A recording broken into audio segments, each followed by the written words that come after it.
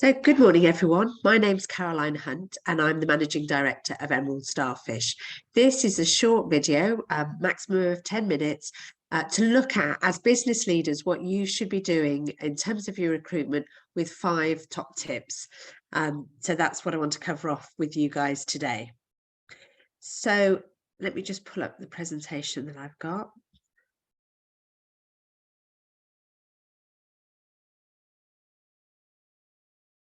So as I say, we want to look at the 5 habits that you need to recruit successfully.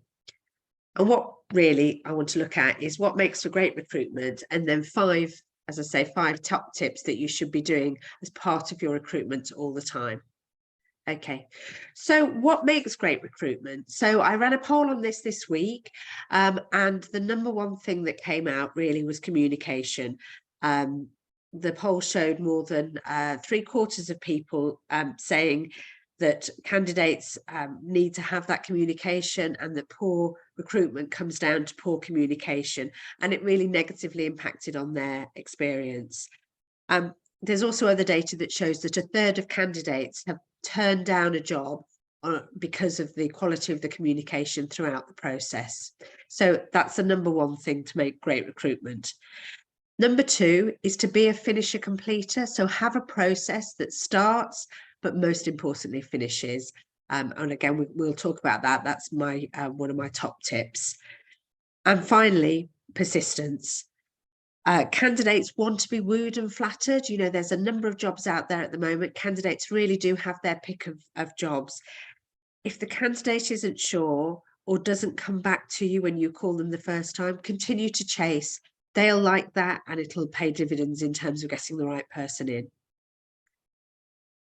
Okay, so in terms of the 5 great habits of recruitment, the first one is have a recruitment timeline. So that piece about being a finisher completer, start with the end in mind. You know, if you know you want somebody starting on the 1st of September, they need to hand their notice in on the 1st of August, and then what are the steps that you're going to have as part of your process in between that.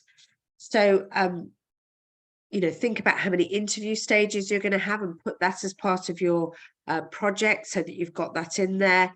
Another thing you can do is put this on the advert. Candidates really like that. They can see then that it's a live job, that there's a sense of urgency about it, and it gives transparency. So put a closing date on the advert as well, but also when you will be doing your interview stages. So that's my number 1 tip. Number 2, going back to that communicate with clarity piece or communication piece that we talked about to start with. Poor recruitment practices have trained candidates that recruitment is hit and miss, and applications tend to just disappear into a black hole, which really, with the amount of automation that's available these days, just shouldn't happen. So if you can tell your candidates what you're going to do and when you're going to do it, you will just improve your candidate experience and make your place of work a better place for candidates to apply to. So things you need to communicate, timelines. So, you know, life is busy, work commitments get in the way. Let them know if anything changes around that so that they are kept informed. Communicate with them about the company information, not just what you do and but why you do it, what it's like to work for you. You know, that whole employer branding piece, we do a lot of work around that with our clients. Communicate what you're testing them on. So if you're using psychometric tests, why? If you're asking competency-based questions, let them have some ideas in terms of preparation beforehand. Tell them when you'll make a decision. You know, there's a whole psychology piece around candidates. You know, they have the interview, they think it's gone quite well. By the time they've got home, they've talked themselves out of it. Leave it over the weekend, they think they've done an appalling job.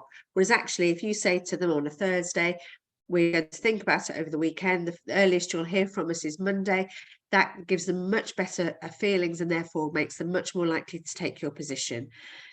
And then think about how you communicate, you know, whether it's email, text is very appropriate these days, picking up the phone, particularly when it comes to decisions. You know, speak to them and explain what you're wanting to do and why you're wanting to make the offer or what you're going to offer them.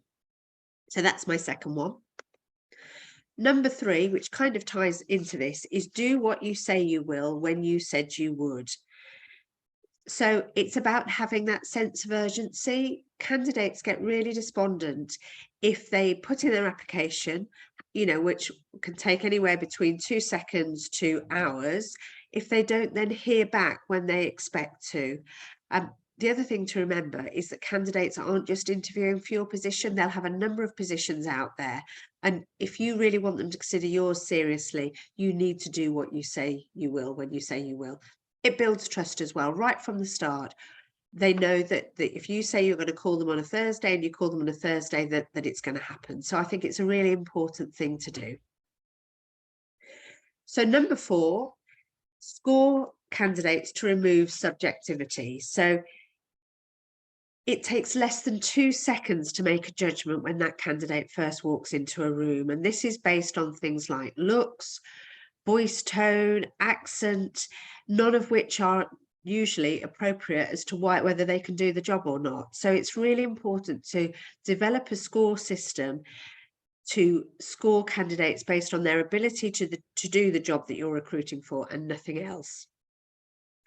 And also it now allows you to compare candidates objectively. So if one candidate scored 10 and another candidate has scored 12 against your criteria, the second candidate you should be able to class as being better for that. So the score on the slide in front of you, I think, is quite big. We tend to work on a 5-point score.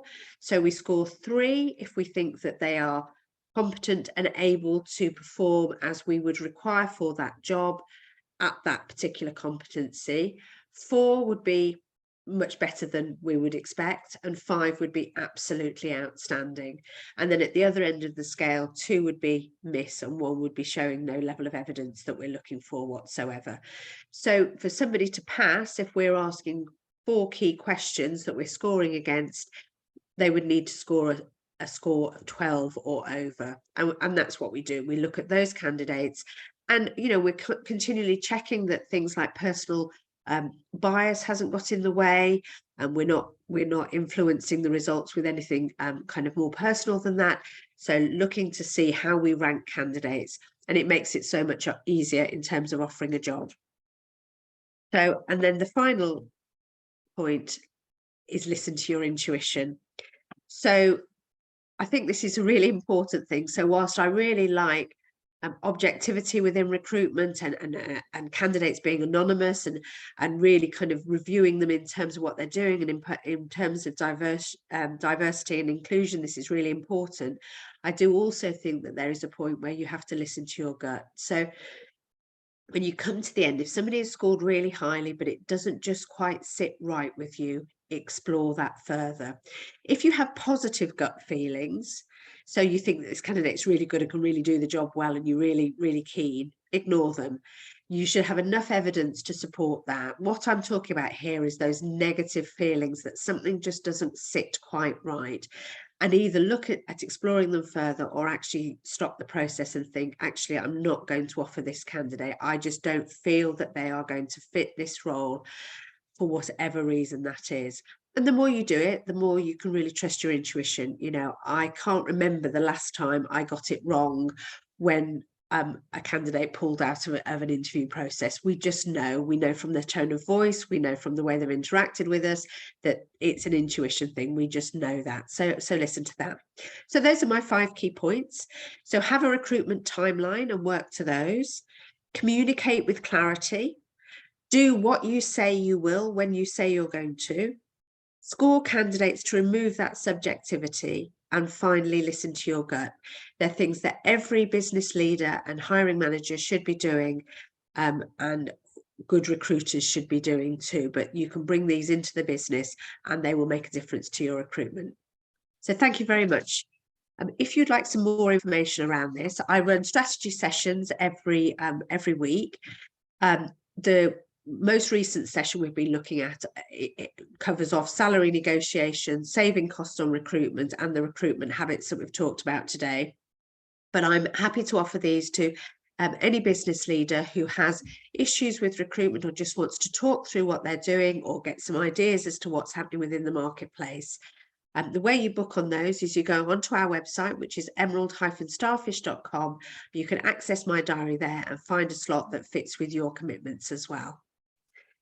So thank you very much. And my name's Caroline Hunt of Emerald Starfish, and I'd be delighted to help you with any recruitment queries you've got. Thanks for your time. Bye-bye.